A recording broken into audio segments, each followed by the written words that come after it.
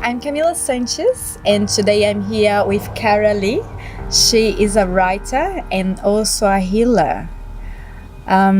So would you mind to say something about your background? Yeah, for sure. So my background, I'm Kiwi, born and bred, and my background is actually journalism. Like I did journalism. I dropped out of university and went into journalism, and then headed overseas for about 8 or 9 years. And I was writing when I was overseas and doing a bit of freelance journalism and partying a whole ton. Okay. Partying a lot. Good. And that's when I got into yoga and started practicing yoga. And then when I came back to New Zealand, started practicing more and more and ended up teaching yoga while continuing to write. So teaching yoga and writing have kind of been the main things that I've done. And then my yoga teaching began to morph into healing and working with people directly. So I don't really teach physical postures anymore, but I still work with people as a yoga teacher, but it's just far more direct. So it's working with people's minds directly and with their energy field directly and their emotional bodies directly. So that's a little brief background for you. That's really cool. And I'm here also with her book. So she wrote this book, Sex, Drugs, and Mostly Yoga. So what is that about? So this book, Sex, Drugs, and Mostly Yoga, is a memoir. It's my third book, and it's mostly about the experience I had when I was living in Canada. I had an awakening experience that went all the way into psychosis, and I ended up in a psych ward in Vancouver Hospital, Lionsgate Hospital down there, and it happened twice in a month period. So then I had to come back to New Zealand. I was 29 at the time, so I came back to New Zealand, and I had been diagnosed bipolar, as well as literally having gone crazy. So it was the most terrifying experience of my life. And when I came home, I'd lived in Canada for like 7 or 8 years. It was my life, you know. So I had to leave my friends, and my fiance broke up with me, and I had to leave, you know, all the things I'd built up, this town that I loved, and I didn't want to come back to New Zealand. So when I came back, not only was I trying to cope with this diagnosis of being mentally ill, I also felt like an absolute failure because I was 29 and I just kind of spent the last 7 or 8 years partying, and I had this idea that everyone else was on the corporate ladder, you know, working their way up, buying houses and all that stuff, and here I was massively in debt, and had to come out of the psych ward. So the recovery from that experience was long, and that experience happened in 2004. So this book, this memoir, is basically that 14-year journey to come back into a full place of wholeness and integration, predominantly using the tools of yoga and meditation to directly work with my mind, with my emotional body, and heal the trauma and the wounds that had led to the experience of psychosis in the first place. So you had to learn how to heal yourself first. Yep. To help people. Yeah, and so that's what began to happen, right? Because I was learning how to hold myself, how to process myself mentally and emotionally and energetically, and then I started teaching yoga and started doing one-on-one sessions with people, and started to realize that because I'd managed to heal myself, I had the ability to energetically hold people in such a way that I could heal them as well. Yeah. And so 4 years ago, I began leading retreats. I did a bit of an apprenticeship as such with another, you know, very powerful healer, and learned a lot working with him.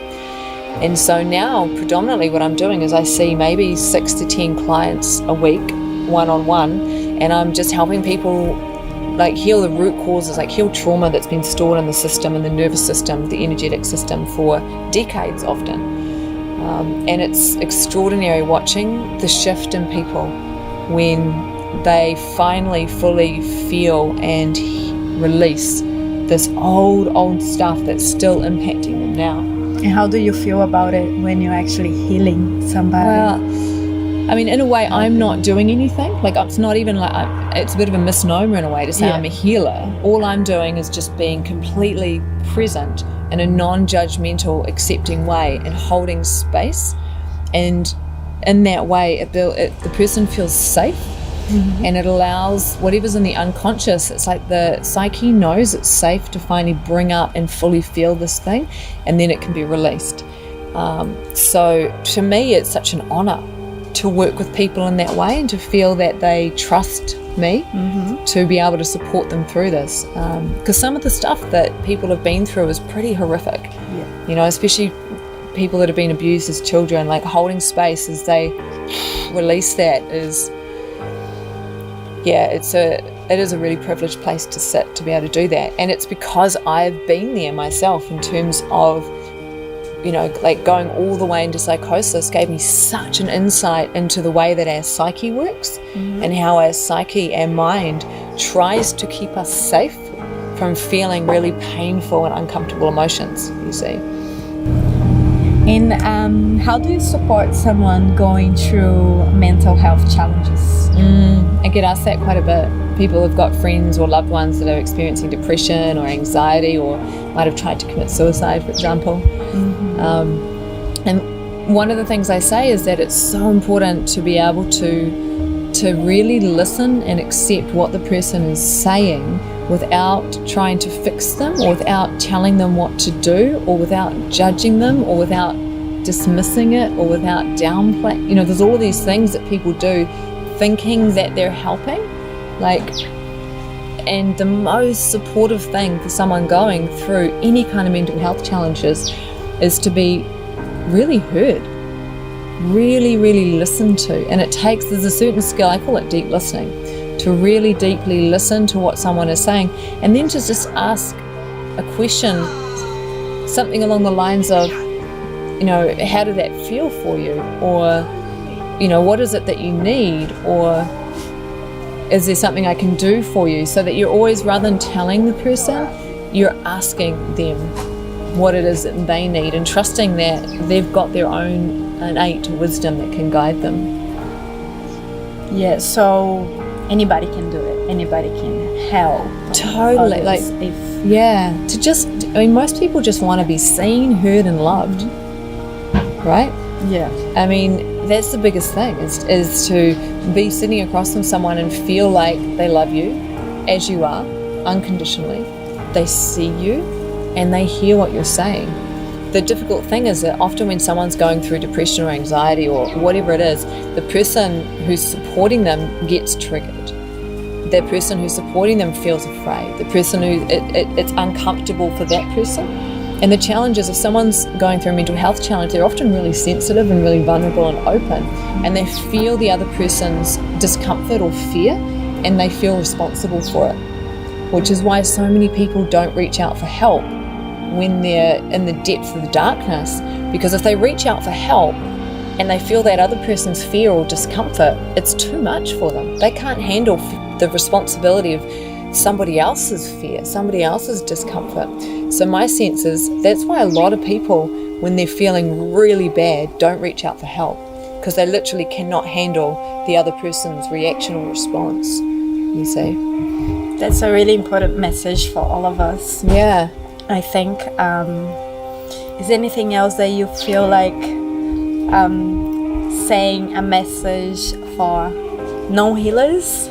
For everybody that could, something that we can do to help others in these situations, if we have somebody in our family and we don't even know how we can. I mean, I do think the biggest thing is to accept the person where they're at and not try and change them. You know, if someone's really depressed and you're saying, oh, you just need to do this, it's not that helpful. Because if the person could do that, they would probably be doing that, you see. But the moment that you turn it around and ask the person what they need, what do you think you need? And the person might say, I don't know what I need. It's like, well, how can I help you find what you need? You know, it's just a different way of languaging things. No telling, always asking, supporting, trusting that person's wisdom. Accepting, yeah. That's the key. Yeah, and allowing the person to really feel what they're feeling. That's a biggie. Because often we're so uncomfortable with feelings that if someone else is having strong feelings, we want to shut it down because we don't feel comfortable with feelings, you see. So if you can get really comfortable with strong feelings, then it means you can support other people. It's why one of the reasons I can support people so well is because nothing can faze me anymore. Whatever someone is going through, whatever someone is feeling, I can hold that space and it doesn't trigger stuff in me anymore. You see. I know that you're a mother too. Yes. Same. And something that I'm curious, if you are open, if you talk about it with your son, talk about your experiences, even about their book. Yeah, my son's 9 now, and I mean, he doesn't like the title of the book. It's got the word sex in it, right? Yeah. And, you know, I've touched on some of my experiences in a way that's age appropriate for him. Like, you know, he knows that I went into psychosis and I ended up in a psych ward. Okay, and, he knows. Yeah, totally. Cool. You know, and sometimes he makes a joke about his mum being crazy. Everybody's crazy in some way. Yeah. And of course, as he gets older, I'm sure that we'll have more and more conversations. And who knows, maybe at some point he's going to want to read the book. Exactly. You know, I'd probably rather he didn't until he was maybe in his 20s. Yeah. And what inspired you to write that? So what inspired me? I love writing. Writing is just one of the things that's so easy. I love it. I've got 2 other books, 40 Days of Yoga and The No More Excuses Guide to Yoga. Yeah. And so I sat down to write my 3rd book, and I thought it was going to be about relationship, like the yoga of relationship and how we can use relationship as a way to wake up. But when I started writing it was like it wasn't quite ready to come out. And I just had the sense, I realized, I was like, I have to write my memoir first. And so I literally wrote like 40,000 words on a yoga and relationship book, and then had to set it aside. And I was like, all right, first of all, I have to get the memoir out of the way. So then I sat down and wrote the memoir over a 6-week period. And so that's where the book came from. I mean, the yoga of relationship is still coming down the line. It's in the pipeline, but it might be 2 or 3 books away. That's beautiful. So if people want to buy your book, or they want to contact you for a healing, how can they do it? How can they find you? So the easiest way to get in touch with me is I'm on Facebook, I'm on Instagram, just Kara-Leah Grant, or my website, which is Kara-Leah.com, no hyphen, just Kara-Leah. And so on my website, you can order the book directly from me. I will sign it for you and post it, and you will receive it.